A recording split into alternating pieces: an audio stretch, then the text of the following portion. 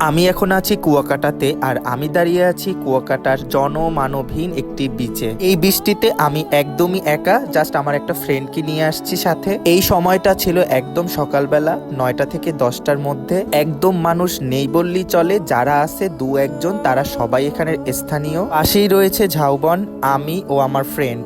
আমি যদি দেখাই, এই এত বড় বিচে মাইলের পর মাইল আমি ছাড়া আর আমার ফ্রেন্ড ছাড়া কোনো মানুষ নেই। এর পেছনেও না একটা স্ট্রাগল আছে।